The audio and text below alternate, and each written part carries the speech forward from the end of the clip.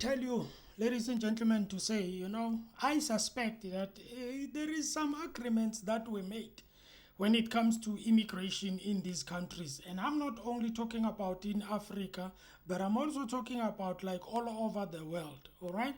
Now, I want you to listen to this. Okay. Now, this is not a South African podcast or anything, but it's in Britain.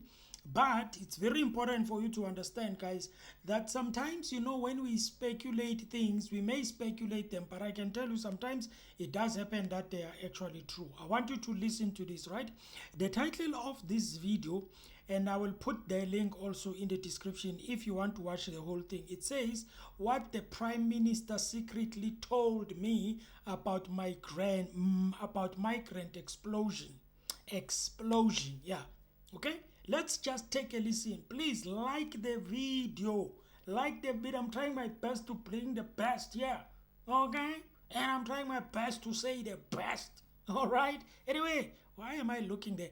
Have to look here. Thank you, guys. Let's get into the video. Hope you enjoy it. Please. Thank you so much. This was the first time that it had topped 1 million. And net migration was standing at about 600,000.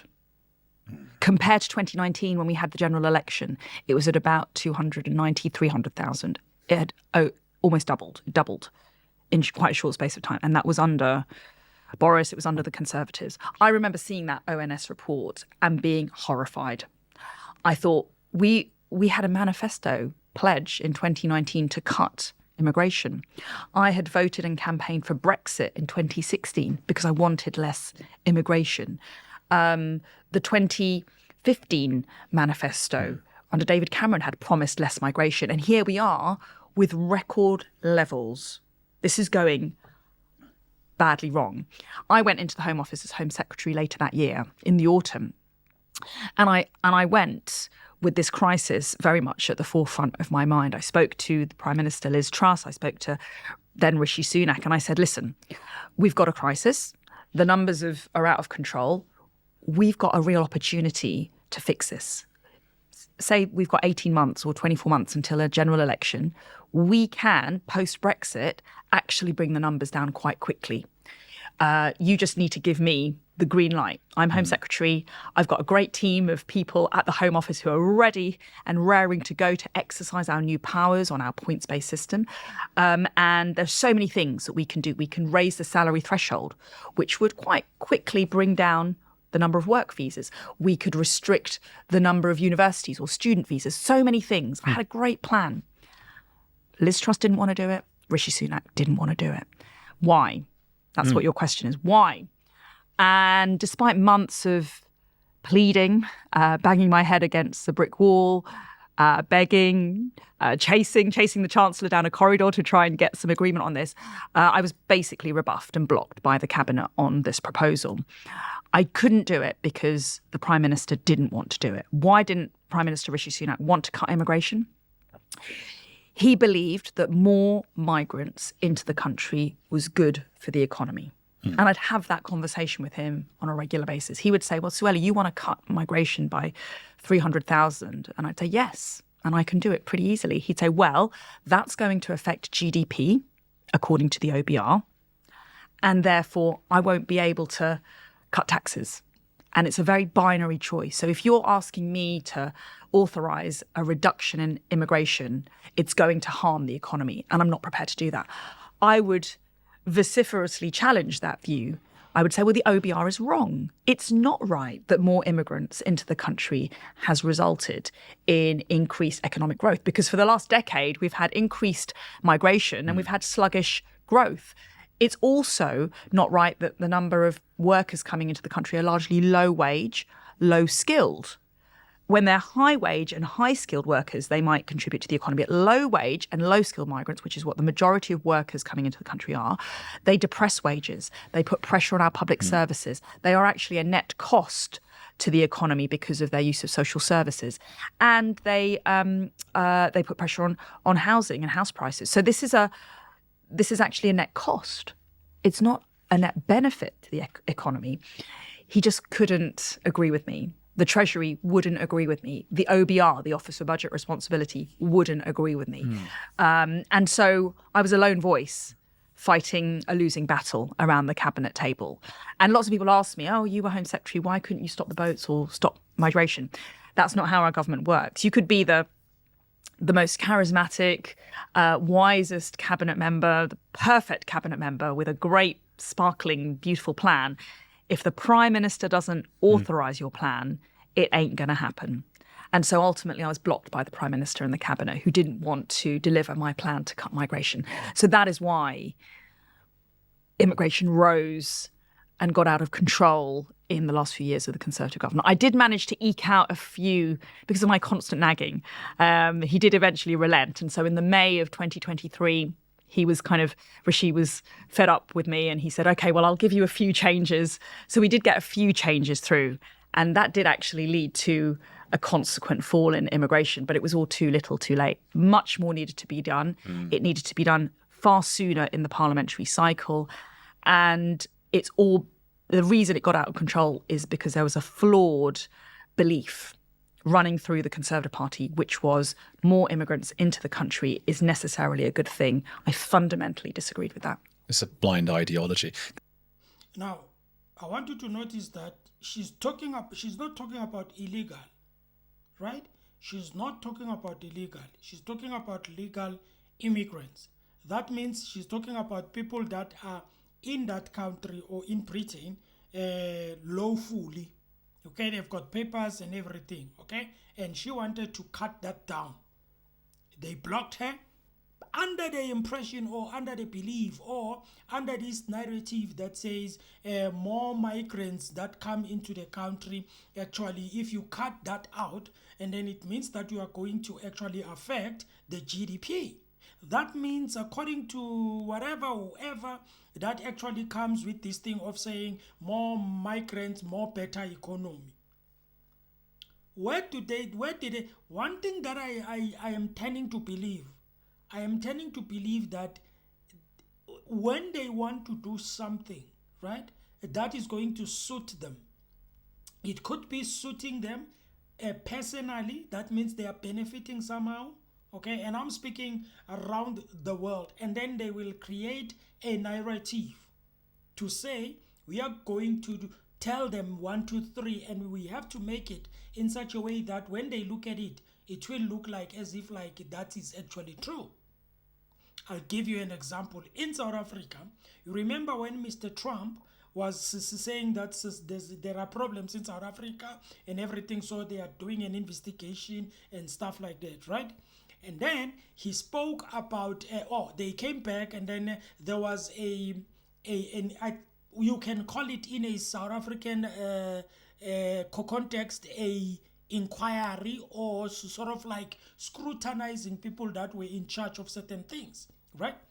Then they were busy there asking a guy, and then asking them, does it serve America? Okay, it was an American thing. Does it serve America by giving South Africa an amount of this, okay, for 1, 2, 3, 4, 5. It was discovered that actually the money that was given to South Africa, which was under the umbrella of, I think, health things and ARVs, whatever the case may be, but in that fund, there was that fund of this thing of funding.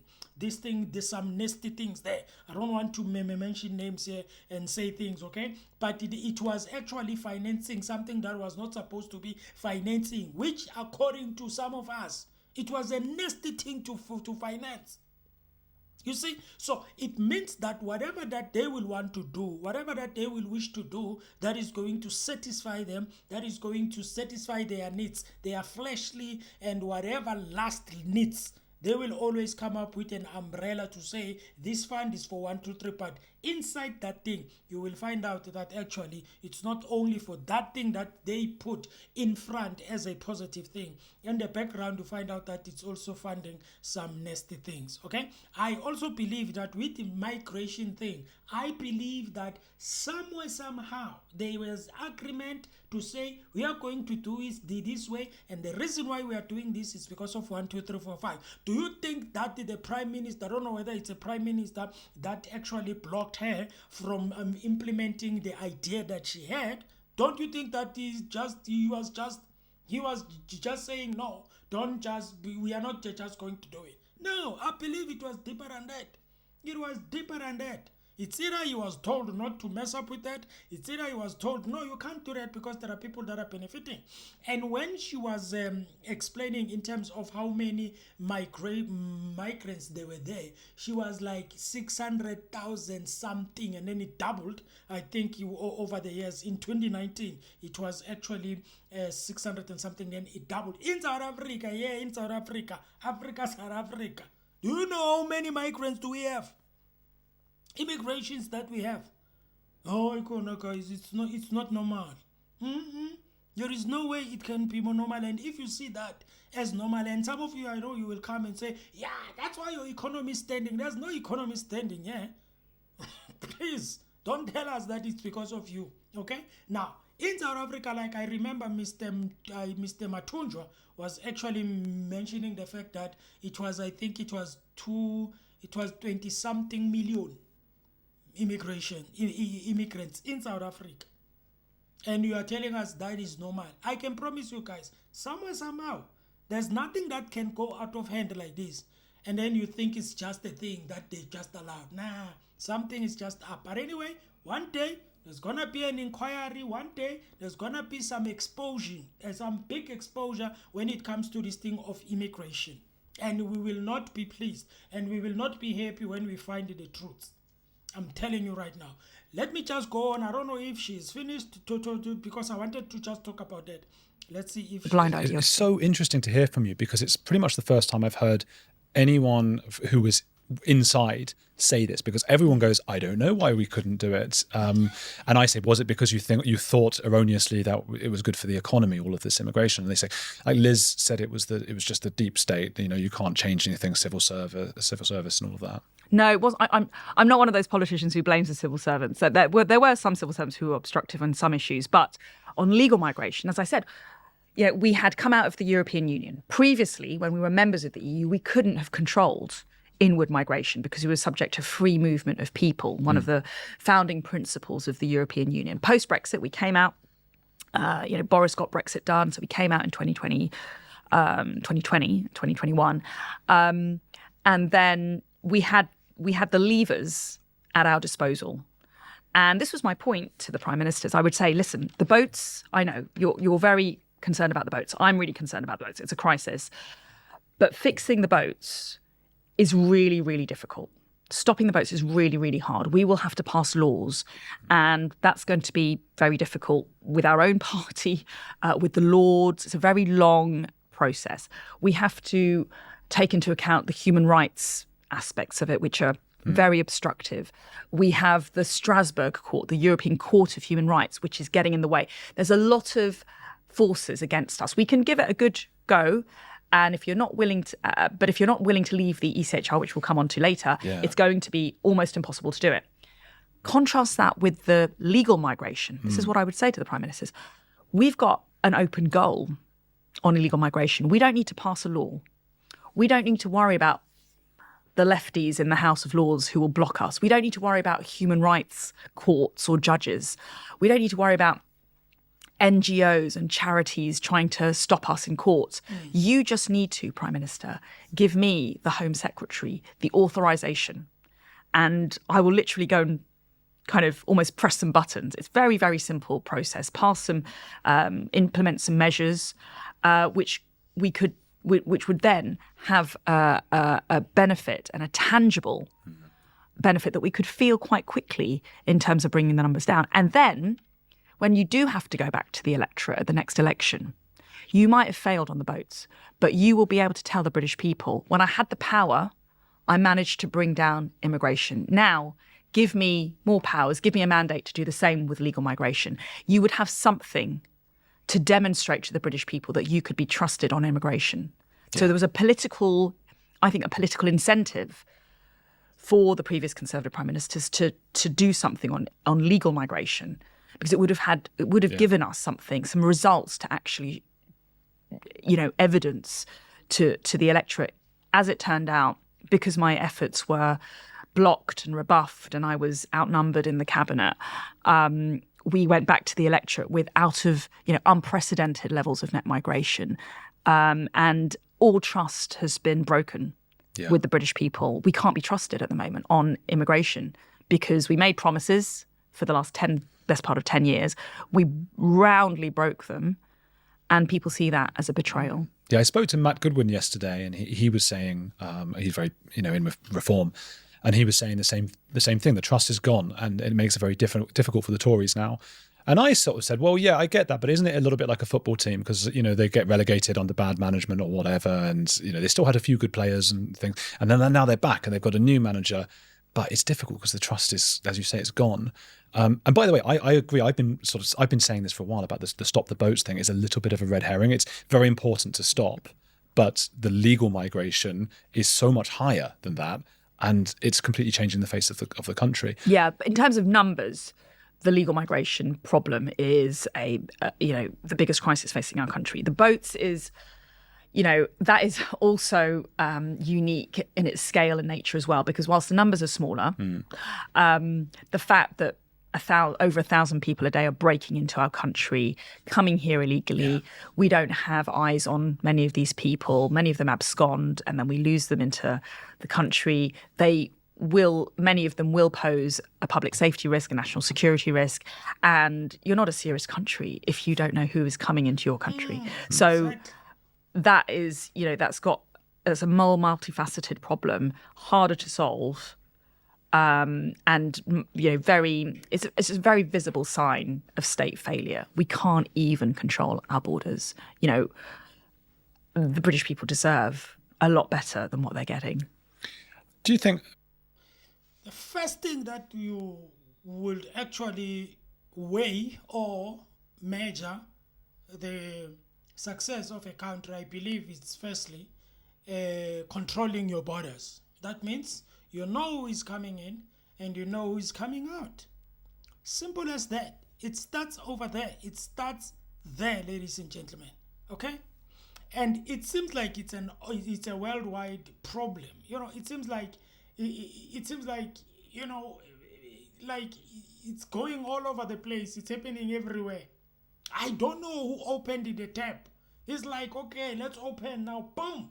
And then people, they flocked in, and then they were like, don't worry about anything else. Just come into the country. Just flock in. I don't know for what purpose. Just come and everything like that. Okay? This is what I'm thinking. And this is the view that I've always had in the past when I think about politics. We all know that in politics, we've got the left side and we've got the right side. Now, in South Africa, unfortunately, we have different parties, like for example, but in America, at least that it's only the Democrats, and you also know that it's also the Democrats and what?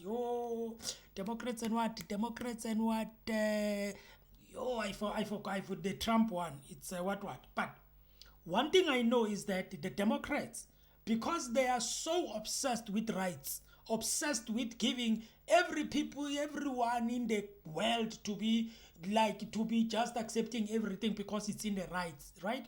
And then those people, usually the Democrats, democracy, whatever, usually they just let go of everything, Whatever that you guys agree on, you just do. And unfortunately, what happens is they agree all over the world because of every country that has a country with democracy. When they decide on that law, it's going to affect every country. But on the other side, which is the other side, which is not the Democrats, it doesn't happen like that. They can be able to control their borders. They can be able to control who's coming in, who's coming out. That's why it's not going to be very easy to destroy their countries. That's why it's not going to be easy to come into their country, just bomb their country and do whatever. Okay? Why? It is because their security is very tight. I don't know which country do you want to live where everyone can just come in and out. If willy-nilly, they can do whatever they want to do. It's dangerous. One day you will learn that. And unfortunately, I'm hoping that it's not going to be in a very hard way. Okay? Anyway, I don't know if they are done because they've been talking about this. It's a very interesting topic. Okay? This is a difficult thing to talk about, but Islam. To what extent is this just made so much more complicated by Islam? A lot of people don't want to name that as a big part. I mean, it's a problem anyway, immigration, especially undocumented, or you don't know who they are and those kinds of things. But Islam, I was asked recently by human rights lawyer Clive Stafford Smith, who's very sort of globalist-y kind of guy, and he said, how has your life changed because of Islam? How's your culture changed? And what do you think about that?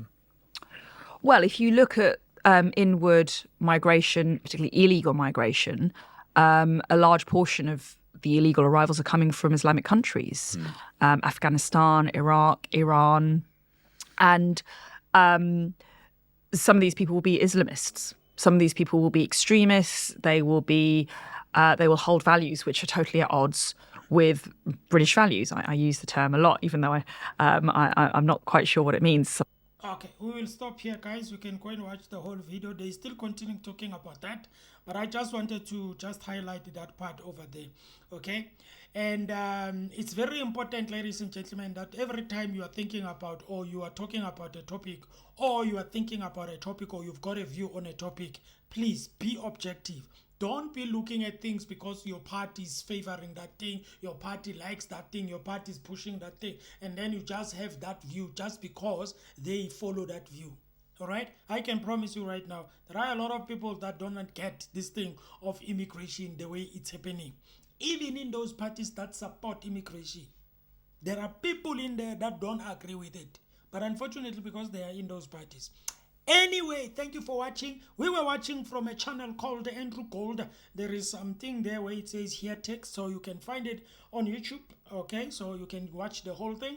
I will put it in the description, the link, so that you can go and watch the whole podcast. Ladies and gentlemen, thank you for watching. Please like the video, subscribe to the channel. All that I was saying is just my views, okay? Thank you so much. Put it in the comments so that I hear what you are saying. Let's engage, and please respect. Thank you. Have a good day. We're done. We're out.